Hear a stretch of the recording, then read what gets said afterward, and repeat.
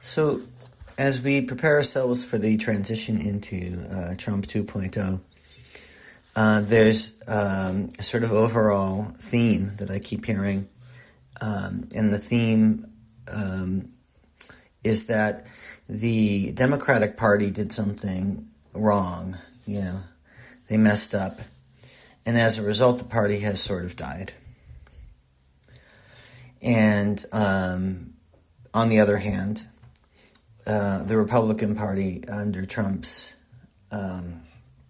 control has done something right, and as a result, the party has been reborn.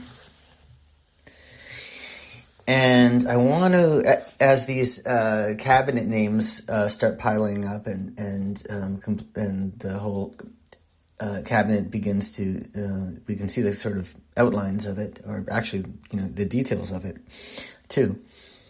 I want to push back against that simple reading, and I want to do so by talking about the Tibetan idea of the Bardo. The Bardo, B-A-R-D-O, is on the one hand, it's the concept of that's explained in the Tibetan Book of the Dead, of the sort of realm that the spirit goes through between death and reincarnation. So the Bardo is this experience where the soul sort of navigates this spiritual afterlife that's temporary in the process of figuring out the specifics of its own rebirth. So on the one hand, the idea is quite literal. This idea of being between death and rebirth, and being kind of in this situation or this place where there's a number of tests and trials and struggles that occur. And those tests and trials, depending upon the condition of the spirit, can either kind of force one into a bad rebirth, a bad reincarnation, or a good one. So that's like, okay, you're probably wondering where I'm going here. That's one concept of the Bardo. And another concept of it is a more psychological and sociological concept, and that's the idea that the Bardo is not necessarily just this sort of space between death and rebirth, but it can be understood actually more as a psychological experience that we are continually going through, both as individuals but also in groups. And the idea of the Bardo, again, the thing that carries over from the literal understanding to the psychological understanding is that the Bardo is this in-between place, this liminal space, this transitional space. I'm going to quote Chogyam Trungpa, the Buddhist writer and teacher, from his book Transcending Madness. And he writes of the Bardo, he writes this, he says, Bar, B-A-R, means in between, or you could say no man's land, and Do is like a tower or an island in that no man's land. It's like a flowing river which belongs neither to the other shore nor to this shore, but there's a little island in the middle in between. In other words, it's the present experience, the immediate experience of nowness, where you are, where you're at. That is the basic idea of Bardo. And then Trungpa goes on to say, so generally all Bardo experiences are situations in which we have emerged from the past and we have not yet formulated the future. But strangely enough, we happen to be somewhere. And I think that explains really well where we are now, in terms of not really being in one place or another place, but finding ourselves somewhere, somewhere in between, either literal or metaphorical death and rebirth. And again, this sort of overall message has been, well, this can be understood. The Democratic Party has essentially died, and the Republican Party is in the process of having of giving birth again. And there's just a sense, online, in either from Democrats or Republicans, that this is basically the narrative. I don't think that's true.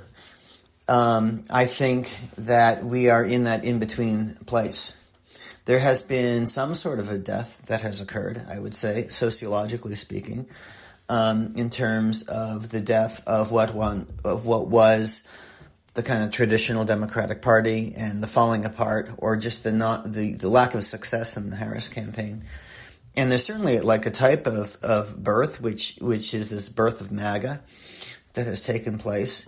And yet it's a much fuzzier situation that we find ourselves in. We're not really, it's not that we've crossed the shore and we are now in total MAGA land and Trump world. That's just not true.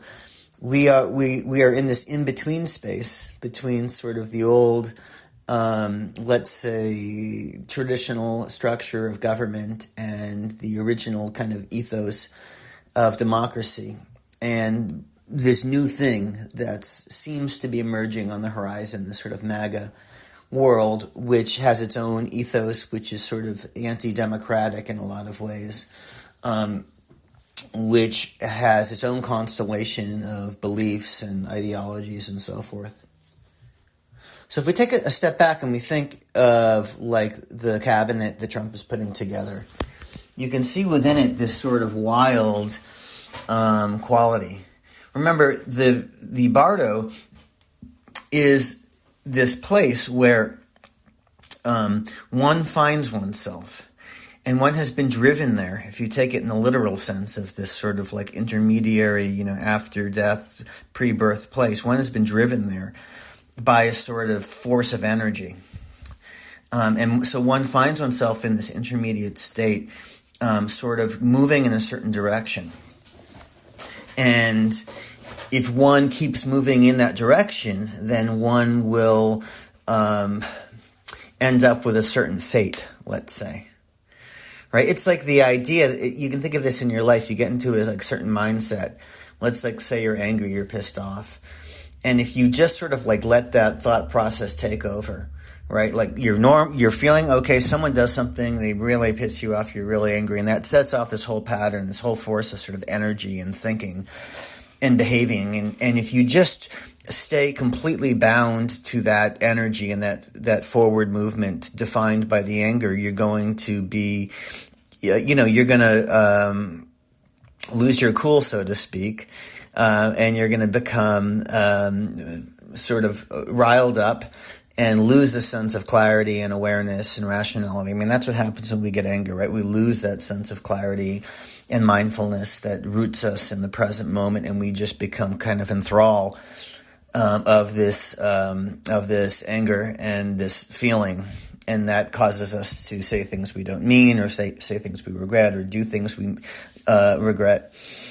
And that's just sort of an example of the Bardo experience. If we're in a situation and we've been compelled there by a strong force or a strong drive, and we don't take time to breathe and to look around and to maintain our awareness, then the drive of that energy is going to manifest itself in a certain set of outcomes.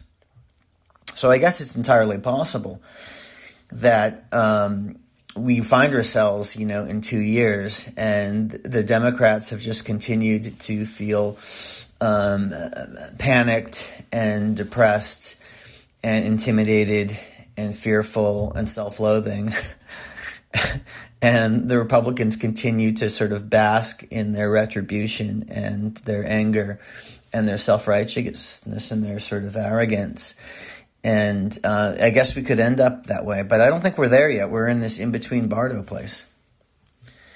And so if you look, as I wanted to say, if you look at Trump's cabinet, you get a sense of the chaos, the wildness of the actual moment we're in. I mean, there are some really interesting kind of like decent people there, like Michael Waltz or Doug Burgum. Linda McMahon is not entirely scary. Marco Rubio brings some sense of stability. We have the sort of wild and very kind of liberal-ish side of Robert F. Kennedy and Tulsi Gabbard. And then we have this sort of staunch conservatism of Tom Homan.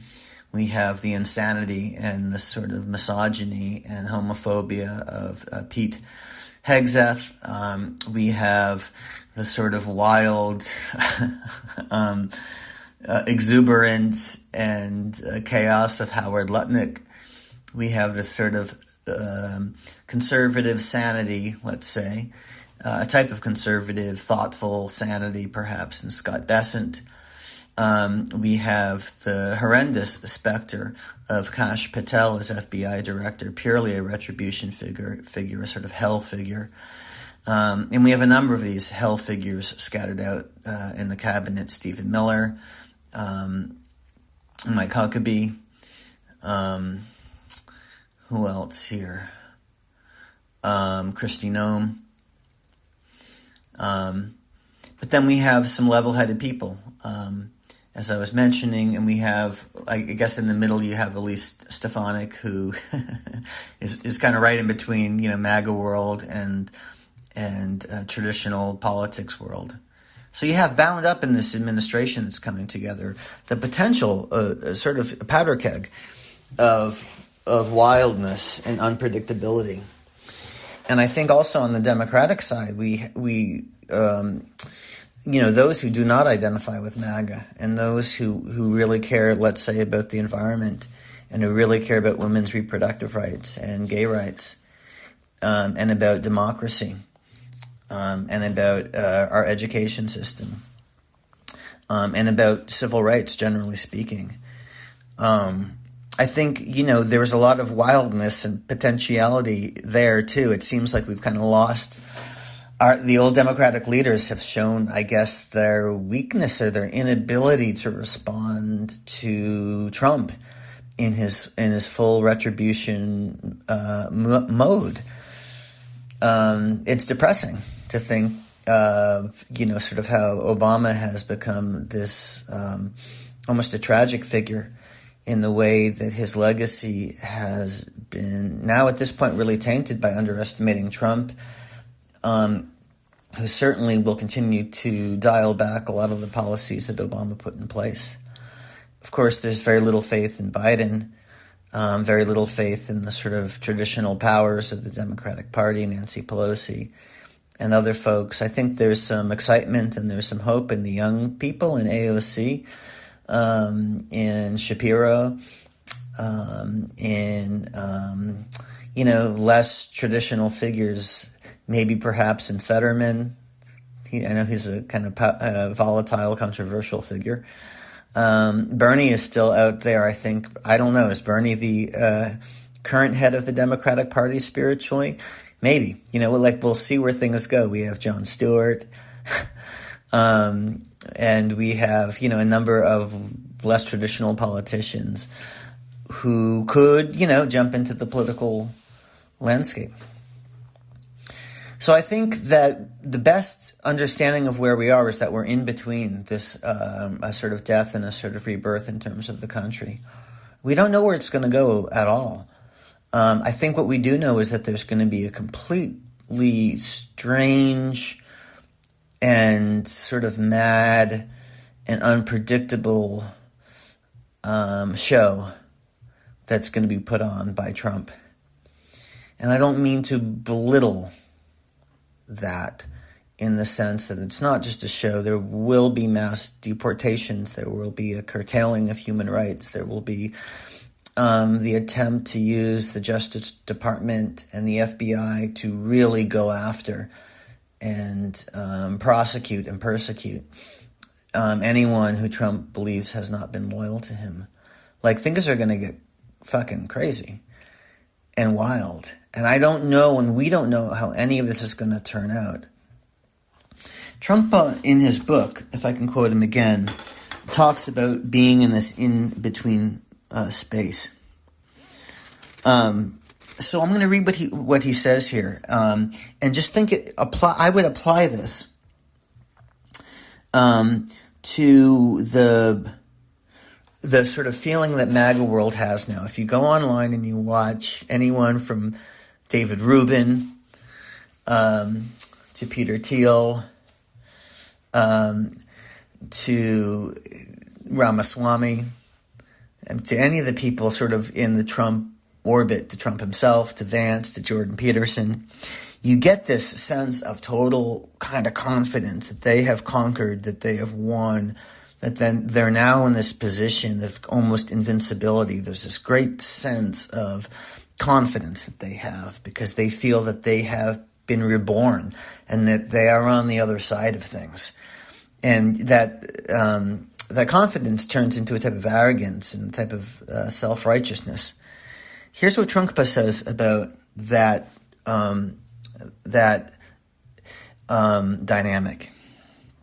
He says, a person might be convinced that he has gained something which he actually hasn't gained.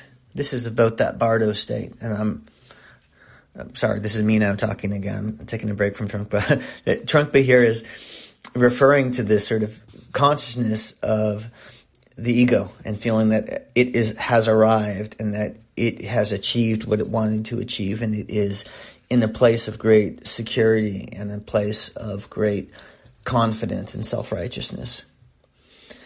Okay, back to Trungpa. And he says, and if you talk to such a person, he might behave as if he has no doubt about himself at all. He overrides your doubts about him. There is no question about his attainment. It's absolutely valid. He is a bank of knowledge, and he knows what he's doing. Again, I'm going to pause from Trungpa. Think of what how the MAGA world is talking, and this narrative that they know exactly what they're doing, and that they've known what they're doing all along. And there's a sense of certainty in the outcomes that we're going to see. Back to Trungpa. But the very fact of the way he overrides any doubts means the subtlety of something is not quite right.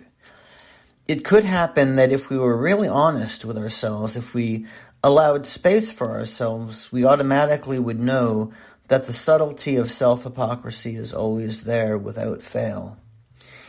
Even if you had great power, great willpower to override these obstacles, still you would know. There still will be a very faint but very sharp, very delicate and penetrating understanding that something is not quite right. That is basic sanity, which continues all the time, without fail. That basic sanity really allows you to engage your speed and your pressure, so to speak. It happens all the time, continuously. So I would argue that our challenge here in the midst of this transition into MAGA world, or the appearance of such, we need to be aware of how this overconfidence on sort of MAGA world is disguising what deep down is a sense of self-doubt and insecurity. And we also need to exercise our own sense of mindfulness and awareness. Take a pause, take a break, stop reacting to all the stuff that's kind of swirling around and the sort of, whirlwind of feelings and panic that you might feel that you're in as a liberal or a Democrat or a moderate, and allow things to sort of unfold for a while, because they're going to unfold in a really interesting way. And then if we can maintain this sense of self-awareness